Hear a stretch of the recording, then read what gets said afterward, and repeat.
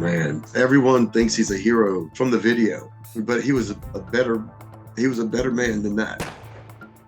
He was caring, warm, patient, funny. He was the life of the party. He was everyone's friend. Find someone to say something bad about my father would be tough. Who knew him? Everyone who knew him loved him. In 1984, Jody's father shot to death the accused abuser of his young son. And Gary Plauché became a vigilante hero to many Americans. His son Jody was 11 years old, and everyone in his hometown of Baton Rouge, Louisiana, now knew that he had been sexually assaulted by his karate instructor, and that his father was a killer. I think a lot of people feel like if you rape a child, that's deserving of death, and that's exactly what my father believed, and that's what he did. My father was not a criminal, but he committed a crime. Which is not to say Jody condones vigilantism. He does not. No, absolutely. I do not subscribe to taking the law into your own hands, especially if you're a parent of an abused child. For someone to sexually abuse a child, they have to be alone with them. So they have to have that trust from the parents to get the child alone, to isolate that child. Jody knows that now. He didn't know that when he started taking karate lessons from Jeff Doucet when he was 10. Doucet, he says, groomed not only him, but gained the trust of his parents. We went to the movies. Then we would go to out-of-town trips, to karate tournaments. We went to Houston a couple times. Actually, my dad went on one of the trips. We went ice skating. And then my parents would invite him over for family night on the weekends. He became a friend to my parents. So that's how he groomed them, by gaining their trust. Jody says Doucet invited kids in his class to sit in his lap and steer his car while he worked the brake and the accelerator. He had like a 280ZX. He would let us drive the 280ZX. And I just remember his hands being in my lap and kind of, touching me. We'd have to do a split and he'd be like, oh, look, you're tight in your inner thighs. And I think that was trying to normalize touching around our private parts. Over the next year, that touching progressed to sexual abuse. But Jody did not tell his parents, he says. People ask me, well, why didn't you speak up? Why didn't you tell that Jeff was sexually abusing you? And I said, because I knew my father would kill him. And that's exactly what happened. Without the kidnapping, who knows if I would have ever told anybody. I probably would have never told my father. In February 1984, when Jody was 11, Doucet drove the child to a relative's home in Texas. From there, Doucet and Jody boarded a bus headed toward Disneyland in California. He asked my mother if he could borrow her car. She's like, yeah, you can, just don't be gone all day. And actually, he kidnapped me in my mother's car. He took me from my house in Baton Rouge, Louisiana, to Port Arthur, Texas. In Texas, Jody says Doucet called his mother and said they were staying overnight at a relative's house and that Jody would be home the next day. That's why my mother didn't call the police immediately when she realized I was gone. So she gave him the benefit of the doubt. To Jody, Doucet simply announced they were going to California. He just said, I'm leaving town and I'm taking you with me. And being under his control, I wasn't going to say nothing to anybody. So I felt like I had no choice. Plauché's mother called police when Jody didn't come home the next day. A manhunt began for Jeff Doucet. A week passed before Jody's parents got word from him. At that point, I'd been sexually abused for a year. I wasn't even thinking about what my parents or family were thinking. It was just, I got to do what Jeff tells me to do. Doucet took Jody to Disneyland in the California city of Anaheim. Then he let the boy phone home. He allowed me to call my mother correct. Baton Rouge sheriff's deputies were able to quickly trace the call because an operator was on the line. Within 30 minutes, Anaheim police were banging on the door of a cheap motel 1 block from Disneyland. I was initially scared because, they came charging into the room. And as soon as the cops burst in, he set the phone down and he turned around and put his hands up on the wall. He just kind of gave in. Jody was questioned by local police, he says. Then he flew home to Louisiana, where his overjoyed parents met him at the airport and showered him with hugs and kisses. He told no one about having been sexually abused. And then he underwent questioning by local law enforcement in Louisiana.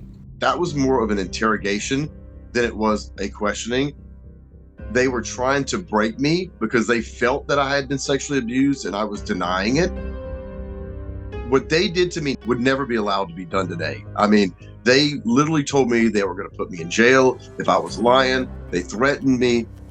They had their very good suspicions that I had been sexually abused, and they were trying to get that out of me. And I was not, under any circumstances, going to admit it, because Jeff still had that coercive control over me, that even though he wasn't in my presence, even though he was across the country in jail, I felt if I admitted it, that one day he would eventually get out and he would come back and blame me for it. So Jody let the medical examination results speak for him.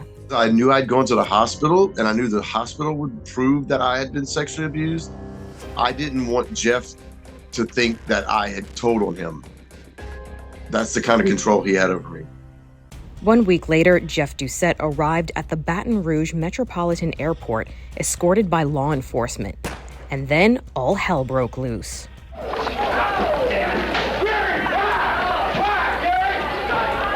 Local station WBRZ had sent a camera crew to witness Doucet's arrival and unwittingly captured Gary Plauché firing a single round into the head of his son's accused molester. That's actually, that's how my mother found out. The local news teased the 10 o'clock news, and the guy on the television said, "Unknown assailant guns down alleged kidnapper." Now the whole world, it seemed, knew Jody had been sexually assaulted. He felt angry at his father for killing Doucet and initially wished his abuser had gone to prison for life.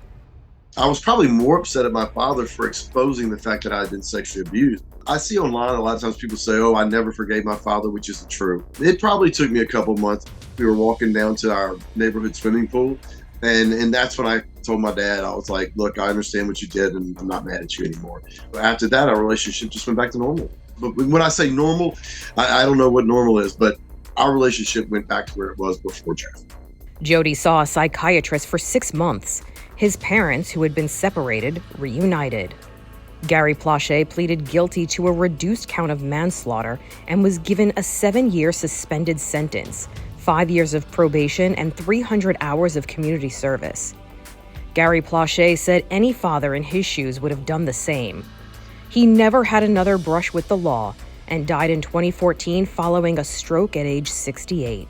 Part of my dad's probation, he wasn't allowed to drink.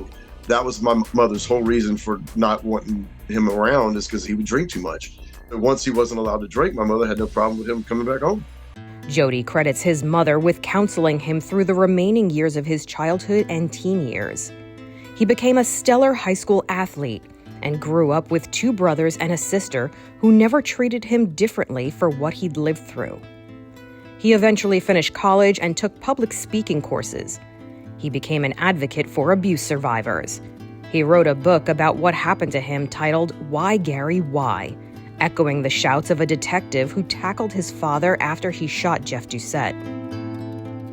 It's almost like a manual, a reference guide that someone can read. I think it's an excellent resource for people with children or those who have been victimized. Jody has dedicated his adult life to telling law enforcement, school students, and anyone else who will listen about his personal hell. He does this to warn others and to help himself. I would do community education programs, so safety to elementary, middle schools, high schools, colleges, hospital staff, police officers. To children, he teaches the difference between good touching and bad touching, and what to do if the latter happens. Good touches were hugs and kisses. Bad touches were punches and kicks. And we talked about sometimes grown-ups need to touch a child's private parts, like going to the doctor or changing a baby's diaper. But we also talked about inappropriate touching by adults, and we call that secret touching. So if anyone ever tried to secret touch you, you want to say no to them, you want to get away from them, and you want to tell an adult, someone you know and trust. And so we would identify adults that they knew and trust that they could tell.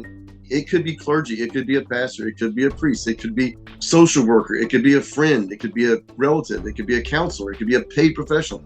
There's someone out there to talk to. Being able to identify secret touching is crucial for a child because that's the beginning of predatory grooming, Plauché says. It's like the steps that pedophiles will use. First, you inappropriately touch them. It's kind of like a gradual process where it's a step-by-step to where they go, okay, I'm going here, now I'll go there. He knew he could help others, Jody says, after he and his father appeared on Geraldo Rivera's talk show in 1991. Jody was 18. When we went on Geraldo, my whole sole purpose of going on the show was a free trip to New York City. Me and my dad went to the World Trade Centers. We went to a Yankees game. We went and saw Jackie Mason on Broadway. But after the show segment aired, Jody received a phone call from the detective who'd handled the case. He said, I want you to know this. We just arrested this pastor. It's going to be in the news. It's going to be in the paper. It's going to be on the television. This pastor had been molesting these two boys, and one saw you on Geraldo and credited seeing your case to give him the courage to come forward. Knowing that I was able to help two children stop being molested. You know how people go, well, if I can help only one. No, I helped two and I wasn't trying. So I knew then and there that I could take something that was a tragedy and turn it into something positive. If you suspect that a child is being abused, or if you are a child who's being mistreated, call the National Child Abuse Hotline at 800-422-4453. This is Inside Edition Digital.